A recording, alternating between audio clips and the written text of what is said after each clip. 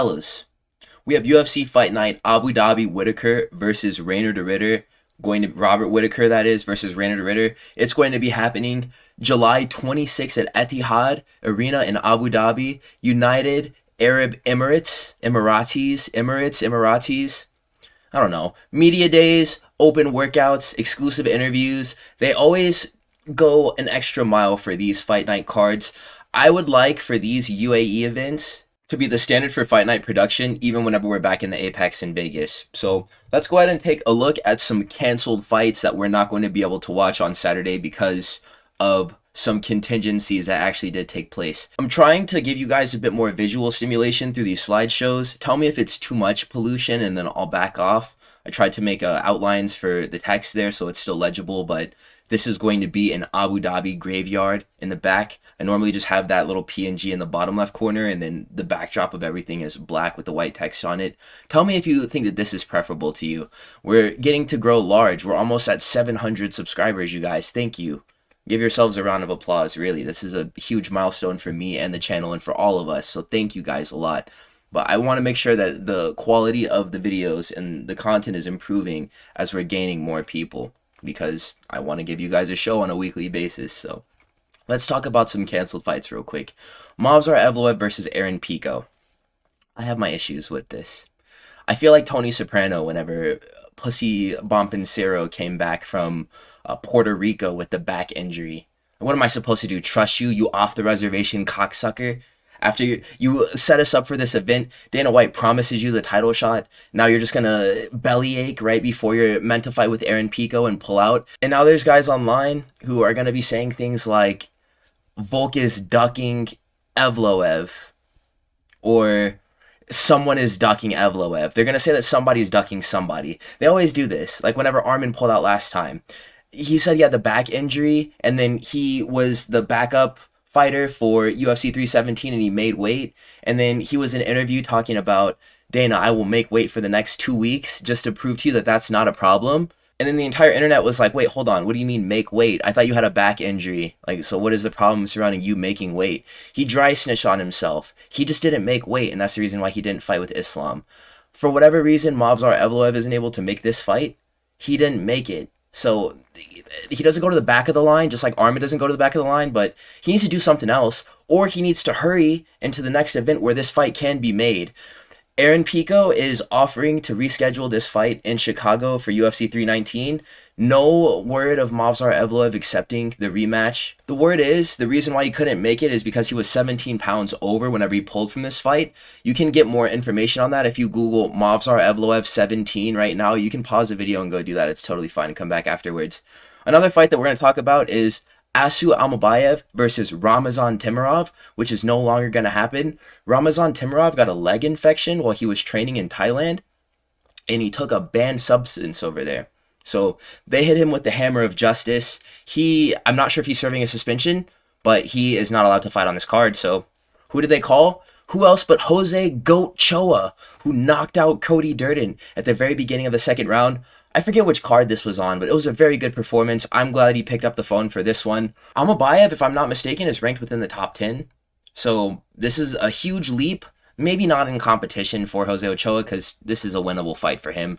Flyweight isn't that deep, but he's going to be ranked after this. And he had just shown up and made a name for himself in one performance. And I guess this is how they're doing it at flyweight now. If you're good enough to be in title contention, they're just going to send you right to the belt. Joshua Van was their guinea pig, so he's the framework now. I remember how nervous I was for Charles Oliveira in his first fight with Islam, and then I see him just walking a lion on a leash while everyone is recording and smiling behind him, and I was like, yeah, this guy's gonna get worked, isn't he? And he did. Alright, so I do have the skyline backdrops in the background as well. Again, please, fellas, let me know what you think about this new format for the video. I want to know what your ideas are about me putting the graphics in the background. I like it for one, but if you guys absolutely hate it, I will never do it again. So please do let me know. We're going to talk about Martin Buday versus Marcus Buchecha, the first fight here. Marcus Buchecha may be the best thing to ever happen in the 265 division in quite some time. Reiner the Ridder adds legitimacy to fighters who come from ONE FC, which is the promotion where Marcus Buchecha comes from. ONE FC is special because they have specialized forms of martial art competitions They have kickboxing, and they have jiu-jitsu as like their own things there, aside from MMA, which they also have inside of their promotion. So we have Marcus Buchecha. He is an athlete. He's a super mega jiu-jitsu man, first off. And he's a ripped heavyweight as well, 6'3", 255 pounds. He has been competing in IBJJF and ADCC grappling tournaments since 2010. He has a pro MMA record of 5-1-0, 5 submissions, 1 loss to Rug. And that's a guy who's going to be fighting Anatoly Malikin, I think, this weekend. He beat the hell out of Marcus Buchecha, and it wasn't close. But Marcus Buchecha, he kept himself safe in guard, which is kind of pathetic looking because, for all intents and purposes, Rug is kind of like 1FC's Ngannou. And he doesn't have that same type of sleepy KO power, but he's a very able-bodied heavyweight and is better at fighting than Marcus Buchecha, and he proved that. I think that Marcus Buchecha, just on jiu-jitsu alone, is going to be able to get far in this division. I like his game a lot. I think he's going to be able to fight until he's an old man due to how he keeps himself out of harm's way. He's currently 35, and he knows how good his jiu-jitsu is and takes a path of least resistance in all of his fights. Like I said before, he got beat up by Umar Kane, that's his real name, Rug. This was in 2023, but that guy owns Anatoly Malikin. I think it might have been a close decision. The first time it might have been split. They're going to rematch. I guess he owns Malikin. I don't watch 1FC. And Buchecha still survived, but he just lost to a decision. I don't know how you guys are feeling about it, but putting your faith inside of a 6'3", 255 lifelong jiu-jitsuka to do well in this division, it kind of seems like a good bet with the current landscape of heavyweight. Seems pretty rational in my opinion. You know, you kind of add like a couple more years of longevity onto the careers of fighters at these heavier weight classes just because they do fight until they're old men. A lot of the times they do. He's probably in his physical prime right now. 35 for a heavyweight, this is like prime age to be competing. But based on the way that Martin Buday looks, it's hard to say if he's ever had an athletic prime, regardless of the fact that he is 33 years old. He's never been subbed in the UFC, Martin Buday, but that's likely due to the nature of heavyweights and the typical grapplers seeing Buday as an opponent to showcase the developments in their striking against. Martin Buday is a guy where it's like Shamil Gaziev, for instance. He could have just wrestled and subbed Martin Buday probably, but Martin Buday is such a docile striker on the feet. Shamil Gaziev was like, nah, I'm gonna knock this dude out because I can, and he did. So it could very well be Marcus Buchecha taking that same path to establish himself as a well-rounded threat in this division. He has some pretty solid kicks, low kicks. He's working front kicks to the body and up high as well. They're usually meant to set up his takedowns. He has a very similar wrestling game to Jailton Almeida with how he chains his front kicks and teeps into double legs to get the fight to the ground.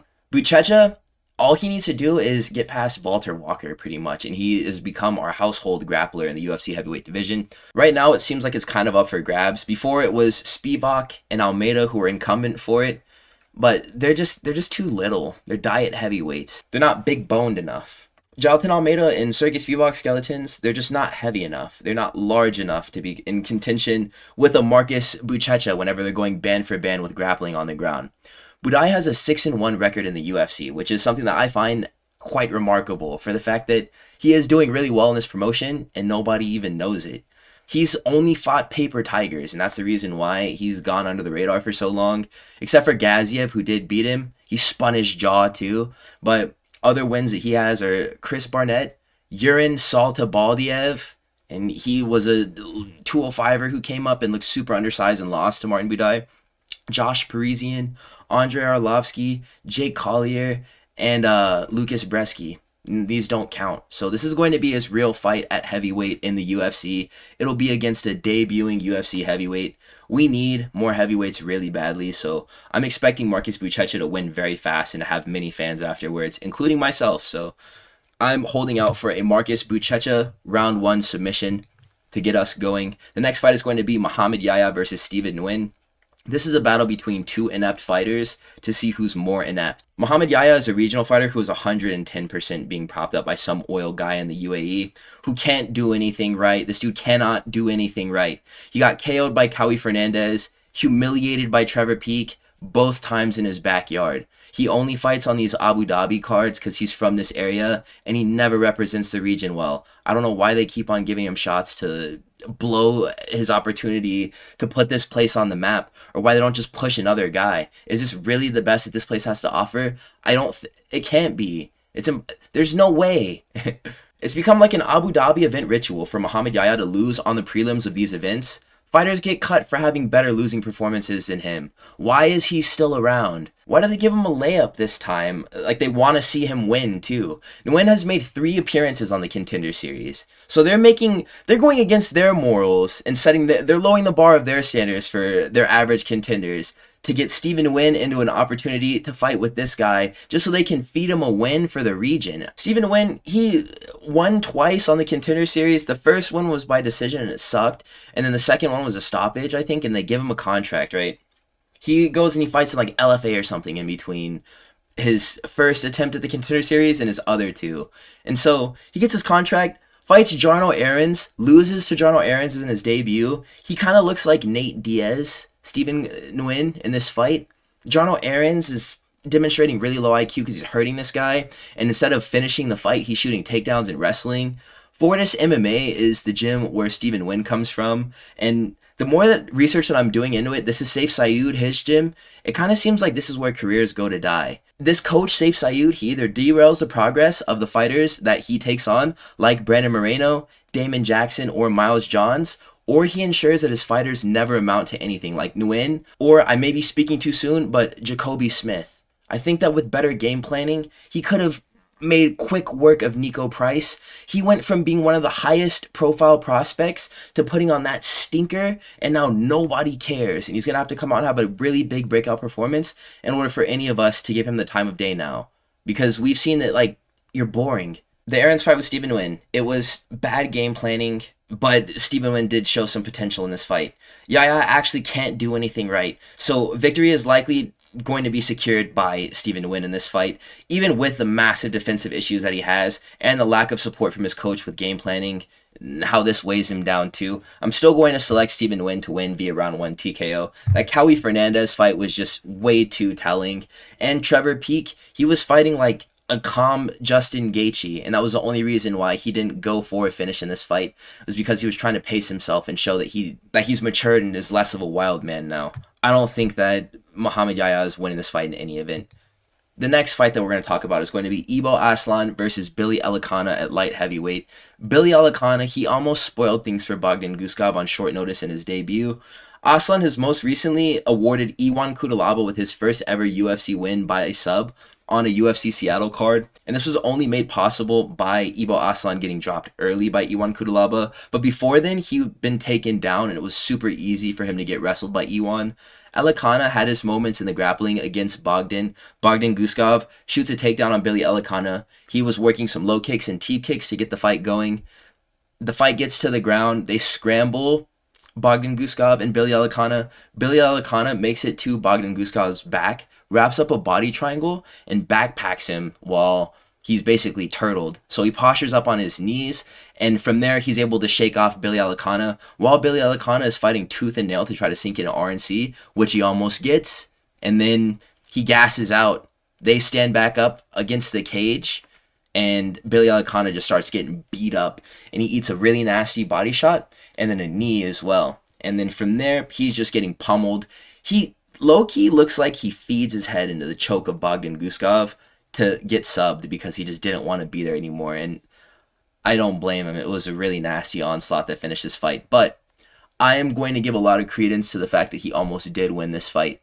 In my selection of him to win against Ibo Aslan, I will say that he does win this fight because I'm very convinced that Ibo Aslan does not have the wherewithal to get back up or to fight out of the position that Billy Elekana was able to put Bogdan Guskov in. If he does make it there, that back take, Billy Elekana likely does finish the choke there.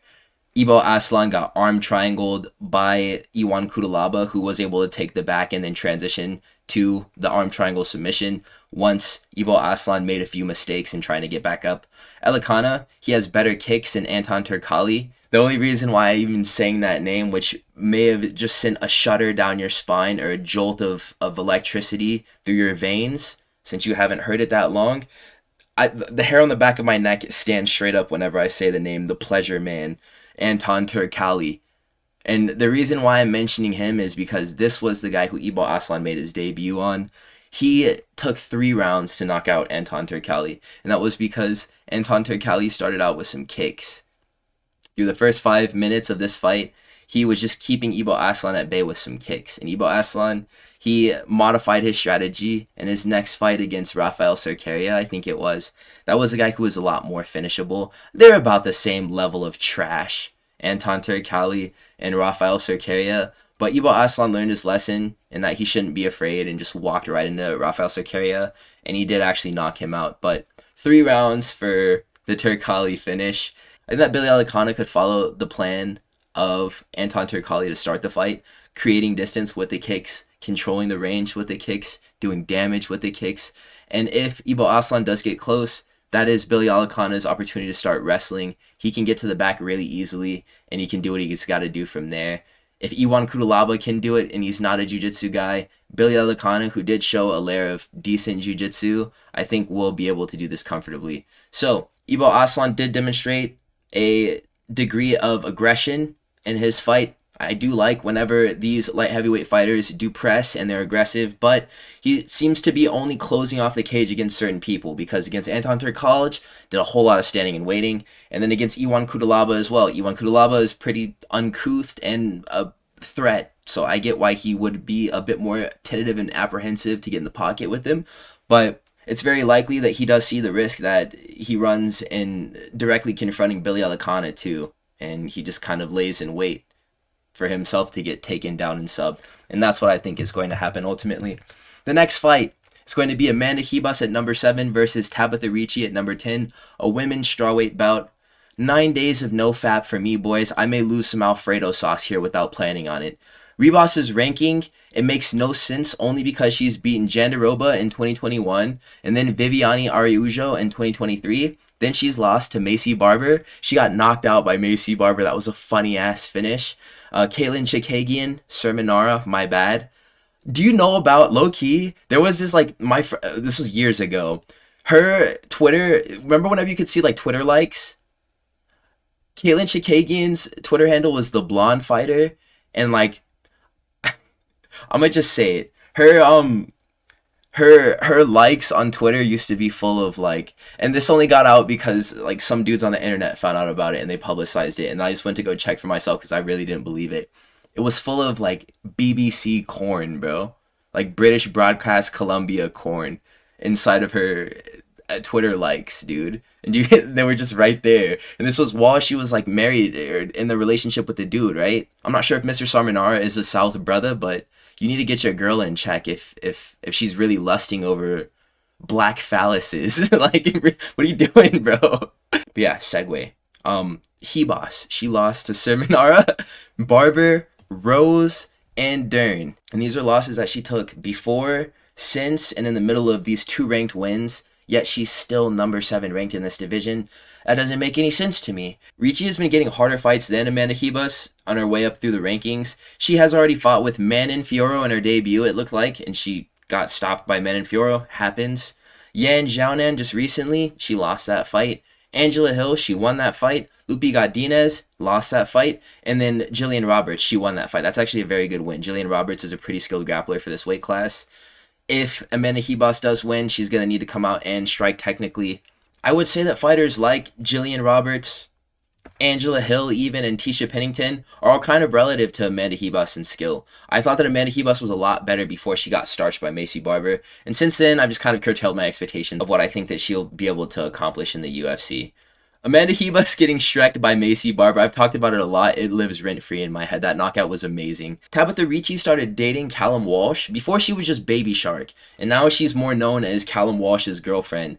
And she's become a household name because of it. And they're always promoting his boxing matches. And she's always right there. And whenever she fights, they always show him. Instead of actually fighting well to get clout, she just piggybacked off of the success of this Callum Walsh dude. She was sucking a nigga dick the whole time. Well, I guess a blowjob better than no job. I'm kind of split here. Regardless to the fact that I've denoted so much thought to this, I found a foolproof method that is sure to reveal who wins this fight with 100% efficacy. I think I'm going to side with Tabitha Ricci to get this one done. I know I asked you guys what you thought about it, and it's not really about my opinion, but I kind of feel I like the vibes with, like, the backdrops and stuff. It's, like, kind of cozy. It feels like we're in a helicopter right now. Oh no, helicopter! Anyways, the next fight that we're going to talk about is Davey Grant versus Damon Blackshear. This is going to be happening at bantamweight.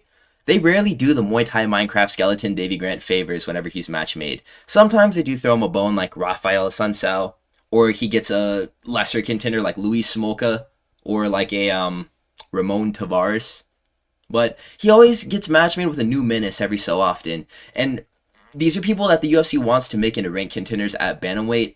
He gets cool-off fights, like I said, like with like fodder contenders, but the UFC takes a chance on giving him a fight with a dude like Damon Blackshear. And I put Davey Grant on a list of the top gatekeepers in the UFC not too long ago, but he does actually get wins over contenders who the organization probably does want to pass by him just so that they can build up younger talent. It could be argued that he wasn't meant to win a fight against Jonathan Martinez. He likely wasn't. He likely wasn't meant to win that fight against Ramon Tavares as well. But he does, and I feel like those wins are equivalent of filling up a piñata with candy, so whenever we get like a Yanez or a Marlon Vera or a Damon Blackshear that beats him, the win will be more significant because he'd been riding high up until then. Daniel Marcos was most recently the guy to beat Davey Grant. It was a really boring fight, and a lot of people feel like Davey Grant was robbed. He was controlled in the clinch a lot. This is going to just make me more certain that Damon Blackshear is going to win the fight, because if he was able to get controlled in the clinch by Daniel Marcos, Damon Blackshear, who's a lot more physically imposing and is a better grappler in general, I'd like to consider than Daniel Marcos, who's more of a Muay Thai style kickboxer. I think that this is going to be a sound victory for Damon. He'll move right on to the rankings, or an opportunity to challenge for them at least. I'd kind of place Grant and Damon Blackshear on equal footing in terms of grappling when considering the technical abilities of Damon as a top pressuring fighter and how tricky Davey Grant can be in his scrambles sometimes. He wrapped up a reverse triangle on Rafael Asuncao, and not a lot of people even know how to do that. So this dude is tricky. He's tricky. In his last fight, Damon Blackshear, he abused a T-Rex armed Alatang Lee, and he had half of a foot of reach over this guy on the feet. Grant will be 3 inches short of Damon Blackshear in terms of reach, but this is a great striker even at 39 years old. And it's crazy that Davey Grant is that old. But I mean, we see 39-year-olds, they catch dubs. Last week, Michael Johnson at 39 beat Daniel Zellhuber. And if you want to talk about something that was not meant to happen, that was not meant to happen. But the menace, he's one of those coin flip fighters. I wouldn't go as far as to say Davey Grant is a coin flip fighter, but he's just still a really solid gatekeeper, even at the age of 39. Damon Blackshear is a fighter who I feel is coming into his own as an MMA athlete in the UFC. He's 9 years younger than Davey Grant. It could be argued that Blackshear is beginning to hit a stride, and he may be ready for the top 15. He's been looking pretty good. His performances where he does win, the finishing sequences at least, because 2 fights ago he fought Cody Gibson, he looked like a fucking clown. But he locked in, and he ended up finishing that fight, and it was a good sequence that finished it. And then against Alatang Lee, he dominated that guy, and he clip farmed as well. The guys were like, wrestle! And he looked at his corner, he was like, nah, I'm gonna just stay in. And then what you ended up getting were some pretty cool edits of him just beating up this Alatang Lee character. Historically, beating Davey Grant means that you are ready for the top 15. So I think that the clinch that froze Davey Grant in the Marcos fight will be employed by Blackshear. He may even be more active out of it to do more damage. There will be a clear winner. It will be Damon Blackshear, and I think that we will all be ready to welcome him into the rankings in his next fight. The last time that he tried it was against Montel Jackson, I believe. That would have been his last attempt into getting a number by his name, and he got knocked out brutally. Let's give him another shot. He's still very young. There's a lot of upside with this guy, so I'm very interested to see what he does. I will pick him to win a decision on Saturday. Muslim Salikhov versus Carlos Leal. I'm not memeing. Carlos Leal, he may get will kick KO'd, like Song Kenan. And this would be a punishment for the striking defensive habits that Carlos Leal just has, and that he'll never break because this is just how he fights. He parries everything, and his hands are just always out here. And it works for the boxing because he's always catching jabs, catching straights. Like, he's catching them, like, out here. I'm telling you, like, he's literally, like, zombie walking. I mean, it's not like that. But his guard is very open. And Muslim Salikhov, the third strike that he throws in every single fight is always that spinning wheel kick. And whenever people aren't prepared for it, he can catch you with it. And even if he doesn't knock you out with it, I was seeing this in the Li Jinliang fight. I watched a few of Muslim Salikhov's fight just to see if I could, like, see an instance where he got stopped by someone with a similar fighting style to Carlos Leal. I was able to find Randy Brown and then Li Jinliang. Randy Brown is just a mutant. He's a genetic mutant, so he's not comparable to anyone else except for, like, Chidi and Jokuani. And even then, Chidi and Jokuani is a bit larger and clunkier, and it doesn't move as well as Randy Brown. I'm gonna be putting a lot more stake into the Randy Brown run towards wherever he ends up making in the rankings. I know he lost to JDM, and then he had that fight with Brian Battle, which wasn't cool. It was like pretty boring, but he's a good fighter. Nicholas Dalby has definitely got him a lot more respect from the fans that he may have lost in those performances, but I found that Muslim Salikhov's fight with Li Jin Liang is probably going to be an indicator of how his fight with Carlos Leal will go. Carlos has similar strengths to the Leech whenever we're talking about what they specialize in the boxing. They're an even mix of chin, pressure, and power. And that helps them win fights whenever they're phone boothing it with guys like Muslim Salikhov who don't have the best durability, but they're just tricky in general. When I was watching Alex Morono versus Carlos Leal, which I gotta say, that's one of my favorite fights ever, I noticed that Moreno immediately noticed the opening for the wheel kick, and he's not as athletic, even as a Muslim Salikhov, whenever he's throwing that strike, and he missed it, or he just didn't create the opening properly, but it was right there, and he saw it too, and like, I had kind of seen the visual cue in my head, like, spin, and then as soon as I had like kind of thought about it, I saw him do it on the footage, and so Muslim Salikhov is definitely going to get those same cues. The thing that won Carlos Leal this fight against Alex Morono, and that will likely win him this fight against Muslim Salikhov as well, is the distance management and the vision. Especially whenever he's initiating the clinch and disengaging from it, he's really good at accumulating damage and just doing enough in passing to make sure that he's staying ahead. Alex Morono and him would tie up in the clinch, and from here he would be like just throwing elbows short and then knees and then ripping the body as well. So whenever they like took steps back from each other, Alex Morono would just nod his head at Carlos Leal. Like, yeah, you were just beating me up. But it's subtle. And like, it'll take a few of those exchanges in order for a fighter to start actually showing damage. But Carlos Leal will stay on the pressure. In general, the Leech shares a lot of similarities to Carlos Leal in this respect with the pressure and the ability to do damage in these transitional moments throughout rounds, but he has less output, and he was still able to knock out Muslim Salikhov. One thing that Muslim Salikhov employed in that fight to try to keep himself safe whenever it got too hot, he would try to wrestle. Carlos Leal is going to get wrestled in this fight. It'll be a challenge as to whether or not he can keep his butt off of the canvas, because those shots will be coming, especially as the damage starts snowballing. Those shots are going to be coming. But the problem is that Muslim Salikhov, he's going to need to clinch first before he can start wrestling. And that's where he's going to find himself in trouble. Mark my words, as soon as they enter that clinch, this fight is going to be different. Carlos Leal is very competent in that distance, and he is very good at doing damage. It's very possible that he will knock out Muslim Salikhov on accident, clinching with him for just a little bit. Granted, he doesn't get laid out by a wheel kick like I just talked about at the very beginning of this breakdown. Carlos Leal is going to beat the body. He's going to exhaust Muslim Salikhov in the clinch by being heavy, and then he will land the kill shot in the second round. This will come via TKO. That is my prediction. The next fight that we're going to talk about is Bryce Mitchell versus Said Nurmagomedov. 2 M's, my bad. Bantamweight, this fight will be going down. Bryce Mitchell is going to be making his bantamweight debut. We used to see him at featherweight. He's 5'10" at bantamweight, which is, it's going to be interesting to see how he looks in there, probably like Christian Bale from The Machinist. But there's like a couple of things that we can say for certain. Said is not Umar. He certainly isn't Habib. And he is a little bit better than Abu Bakar. So those are all the Nurmagomedovs that have competed in the UFC. Said Nurmagomedov is like the second worst. So if you are a bantamweight, you're not cooked off top just because you got into a fight with a guy named Nurmagomedov. If it's Said, you might be chilling because he's a little bit underdeveloped for having the last name Nurmagomedov. Said has an issue that is glaring when watching his fights and reviewing his resume. He struggles to contain fighters who are larger than him or who match his stature. A dense frame that's compounded with a unique striking or grappling threat is how to beat Said Nurmagomedov. And what I mean by that is, just look at his fights with Vinny or Jonathan Martinez or Raoni Barcelos. They all won decisions over him by being consistent and sticking to a game plan. Bryce has shown that he is able to do this over a couple of rounds at most, but will get caught or make a mistake at least once over the course of 15 minutes, so that does make me nervous for him.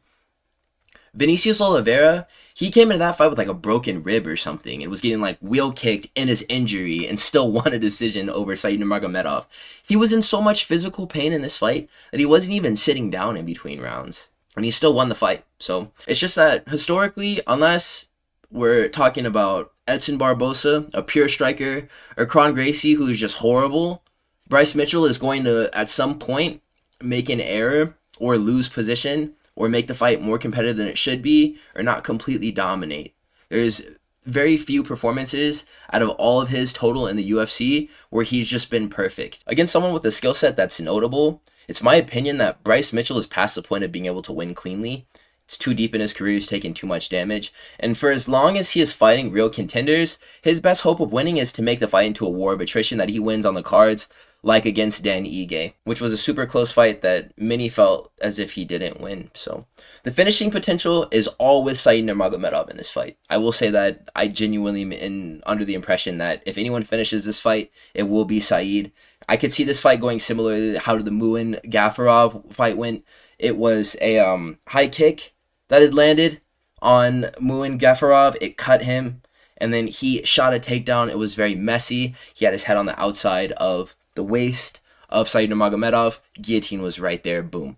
I think that Said Nurmagomedov is going to find a similar finish. Maybe not in round 1 that time, but yeah, sure, round 2 sub, I think that's very feasible. Bryce Mitchell, he's an American. I made a video about how it would probably be better for us to support Americans. I want to support Americans just because I am American, but I'm also a realist. I don't think that he wins this fight, so I hope he proves me wrong. Let's discuss the main card. This is our boy. He pulled up into Abu Dhabi in that 812 super fast. I think that's what that was. That was a clean whip. That was a cool fight week build up too. It just sucks that he got embarrassed so bad, but I'm glad he had fun. Nikita Krylov at number 10 versus Bogdan Guskov at number 13. 4 things are at play here. Krylov's ability to be caught, Bogdan's ability to catch people, like he did with Zach Pauga and Ryan Spann, and then Krylov's proclivity to get takedowns and win decisions with wrestling, as well as Bogdan Guskov being someone who gives up takedowns. So they both foil each other in 2 different ways. Krylov is going to have free reign to wrestle Bogdan Guskov as long as he can make it to the clinch without getting knocked out first. And that's the biggest challenge, is that he has to get to the clinch 3 different times at the beginning of each of the rounds in order to win a decision without getting knocked out. And that could be tricky for him. It's just an off chance that Krylov does get knocked out brutally, making this a little bit more challenging to predict than it otherwise would be. I think this is a pretty straightforward matchup. It's just that tendency that Bogdan Guskov does have to move forward and to knock people out sometimes. But if we're talking about what happened to Nikita Krylov against Dominic Reyes by far is a more polished striker than Bogdan Guskov, all things considered, and that type of KO that he scored would likely be impossible for Guskov to replicate since he never fights backwards. That was like a pull counter. There's no way that Bogdan Guskov would be able to do that, just because this dude he's an ogre. This is an ogre variant, a Falmer, just like Josh Emmett. He's gonna move right forward into that pocket and just club a massive right or an uppercut. He's very good at the matrix of like resting his hands low, baiting level changes out of people, shooting an uppercut or a straight over the top. And these are very accurate shots, and they land and they do a lot of damage too.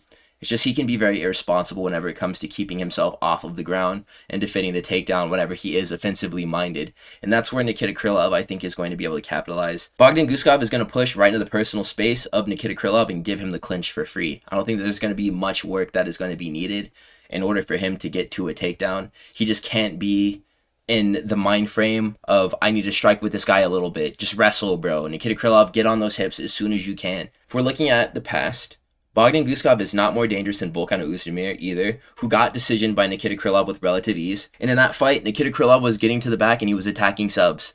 Billy Elekana, as I just mentioned before on the card, he almost upset Bogdan Guskov by taking the back and attacking subs. But he'd been too green to finish. And Krylov is going to be the veteran in this matchup. And granted, his chin hasn't been reduced to dog biscuits by Dominic Reyes. He can probably sub Bogdan Guskov with no problem. So Nikita Krylov will win this fight via round 1 submission. That is going to be my prediction. The next fight will be Arizona State University Almabayev at number 9 versus Jose Ochoa, non-ranked. I'm so grateful that Ochoa got this call. There's not much to go off of from either fighter's time in the UFC, but Ochoa making it to the cards against a rising loner Kavanaugh, who I think should fight with Ramazan Timurov whenever he does come back. I think this is better than all 5 of Alisu Almabayev's fights in the UFC. I think this performance is more impressive than anything Asu has ever accomplished. Arizona State University has ever accomplished in the UFC. Cap tuned up this guy decently, Asu Almabayev, and there's a lot of crossover between Ochoa and Manel. Aside from the fact that Manel Cap just be cheating a bunch, and he was like raking this man Asu Almabayev's eyes. He wasn't just poking him, dude. He was really like scooping his eyeballs out and like some real horror movie stuff going on. Manel Cap was really not messing with the fact that Asu Almabayev was like seeing things in that fight. Mohammad Mcghee, he was successful in completing takedowns on Cap. And for Asu Almabayev to not be able to do the same thing, this is an indictment on him as a wrestler. Manel Cap was increasing his lead with eye pokes, like I had said, but still, the shots were not being completed early, and Asu was getting punished for this. I don't know why I did that to myself. Now I can't say Asu. I want to say Arizona State University every time, and it's like it's breaking my head. Jose Ochoa, he fought off a craftier grappler like Loner Kavanaugh, like I just said. He stalemated with him, and he forced stand-up exchanges with Loner. Loner, he would try to disrupt these stand-up exchanges with the grappling since Ochoa made him uncomfortable there. This is going to be a recurring theme. Jose Ochoa has a lot of power. He's going to make a lot of people uncomfortable on the feet whenever he's fighting with them. The sky is the limit for Ochoa, it seems. I believe in him a lot. Maybe not as much as Joshua Van, but kind of the same idea. They can put him through the Van grinder, and we can see what he's about. I bet he will swim instead of sink. Arizona State University is just way too docile to not get finished again. And I think that Jose does it better than Manel Cap, which is not going to be a very high bar of entry because all he needs to do is just do it cleanly without poking him in the eye.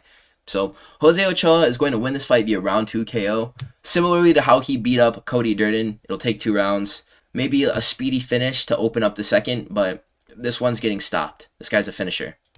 The next fight, this is the featured fight on the card, I believe. Shara Magomedov versus Marc-Andre Barriault.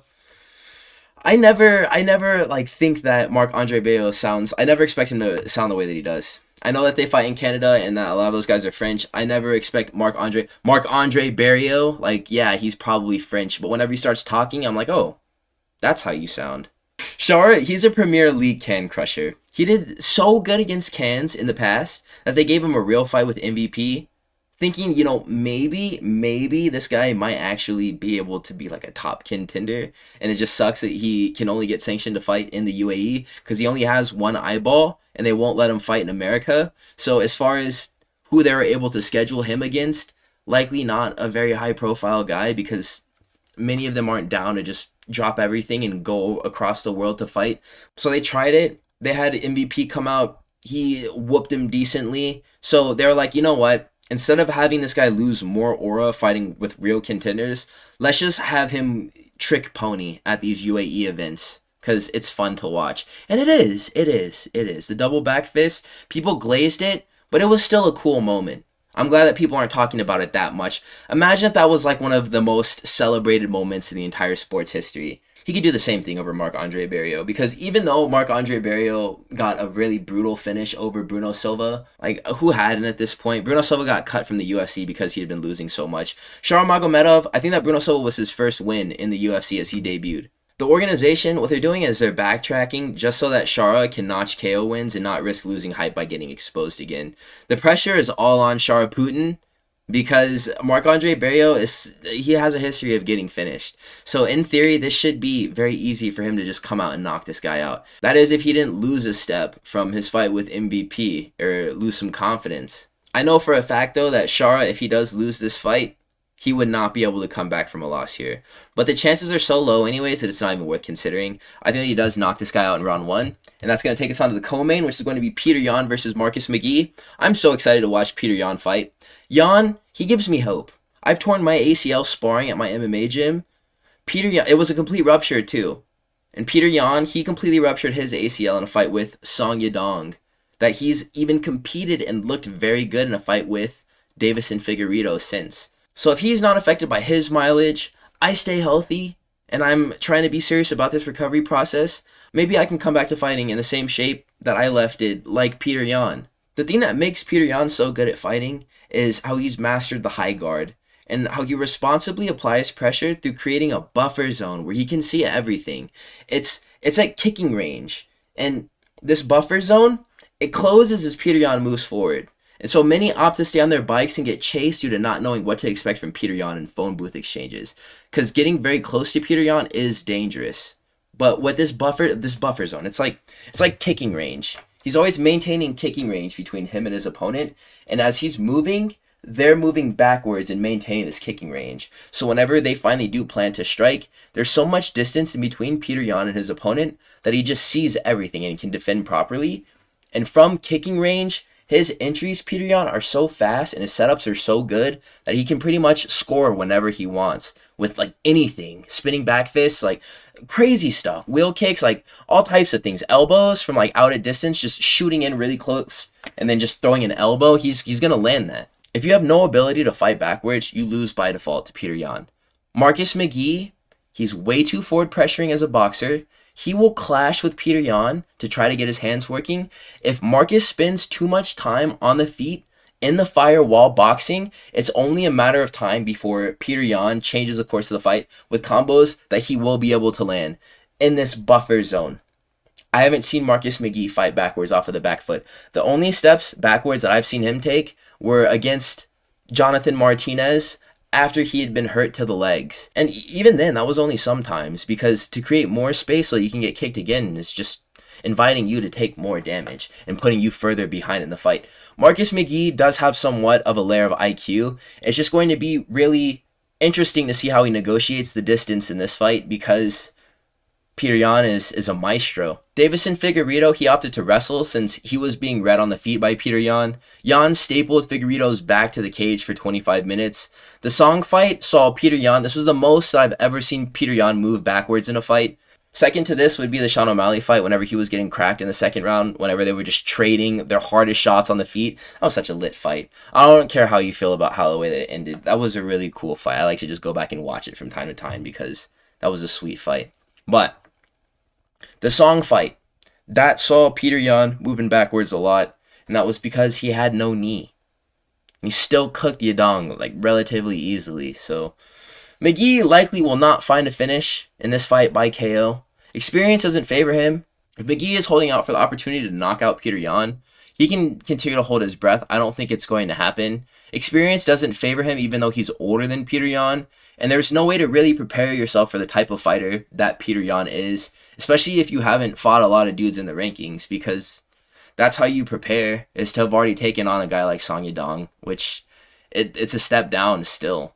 Marcus Mcghee is going to be taking this on fresh off of a Jonathan Martinez victory, which it seems kind of irresponsible, but what Marcus Mcghee stands to gain or lose in this fight guarantees that it will be violent at the very least. So I'm going to select Petr Yan to win via round 2 KO. He needs a finish at this point, and I think that Marcus Mcghee he's there to get knocked out, I think. 3-12, you know what you got to do, Peter. That's going to take us on to the main event, which is going to be Robert Whittaker at number 5 versus Reiner the RIDDER at number 13. I made a joke about it on my last predictions video, like who's ready to watch Robert Whittaker get packed up, but it doesn't make me happy. I got to be honest with you guys. That doesn't really bring me joy to say and to think about, because we've already seen it happen about like 3 times now, and those clips aren't really easy for me to watch. Because Whittaker, he's getting old, and he isn't far from being in the same boat as Dustin, I think. Like mid-30s with tons of mileage, you know. This guy's like 36, I think, Robert Whittaker. Maybe even like 34. He's still a young man, relatively speaking, but he has so much mileage on him.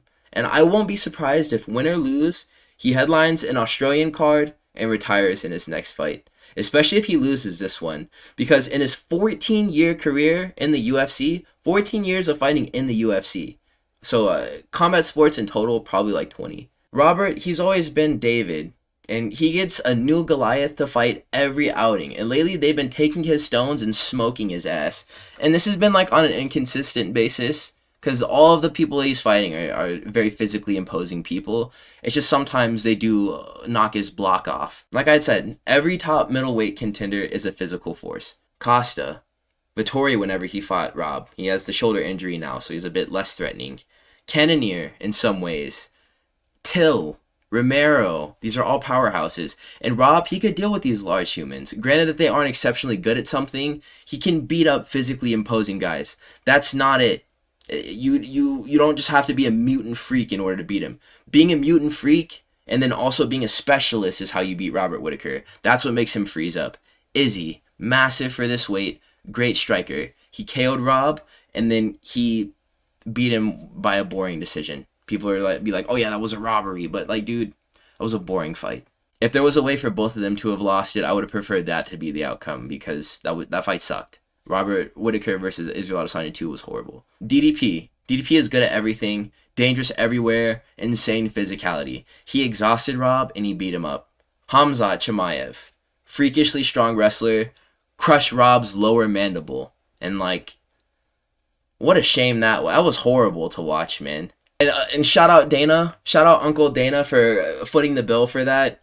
And that's his responsibility. It's a work-related injury, so I mean, I'm sure that they're not getting workman's comp because getting hurt on the job is kind of like part of it, but at the very least, they're getting their medical expenses covered, so new teeth for Robert Whittaker in any event.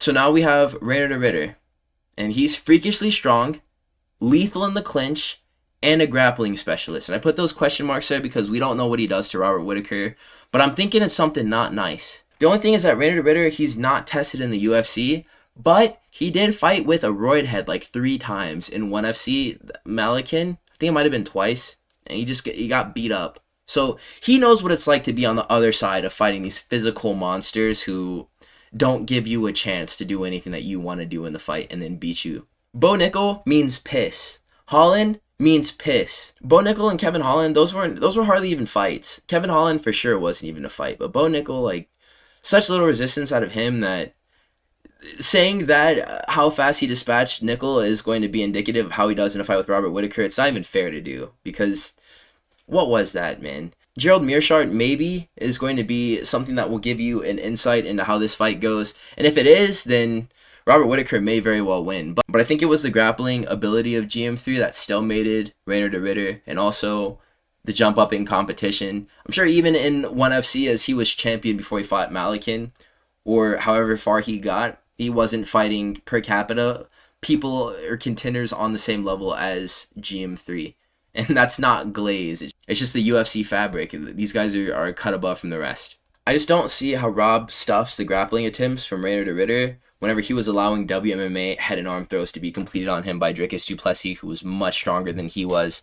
I think that Reiner the Ridder is going to be, again, stronger than Robert Whittaker. He has such a crazy build, Reiner the Ridder.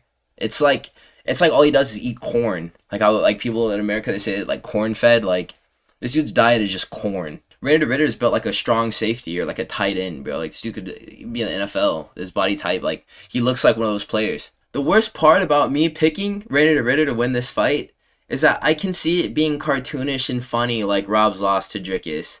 That loss made me sad whenever Robert Whittaker lost to Dricus du Plessis because it was so unexpected, and nobody really liked Dricus du Plessis like that whenever it happened, but I couldn't stop myself from laughing just because of the absurdity of the finish. It looked so goofy. I could see RDR being on the same timing, and ultimately what I will select is going to be a round 2 submission from Reiner the Ridder in this fight over Robert Whittaker, so we'll see how that ends up shaking out. Let's go over my predictions recap. We'll talk about my closing points, and then we will reconvene in the next upload. So those are going to be my prelims picks, my main card picks, and I just want to say the nerve of some of you guys to say that Ilya, Volk, or Islam are ducking either of those people. It's always that one guy in the comment section who's like, Islam is ducking Armin. Or Ilya Taporia calls out Paddy Pimblett and they say, yeah, Ilya is ducking Armin. Look at me. Look me in my eyes whenever I ask you this question. Is that really what you think? Are you really convinced that Armin Sarukian has Ilya Taporia shooketh to the point where he's calling out Paddy Pimblett because he knows that he likely loses the fight with Armin? And you don't think it has anything to do with the fact that Armin had his opportunity? Movsar, he had his shot. It was all lined up for him.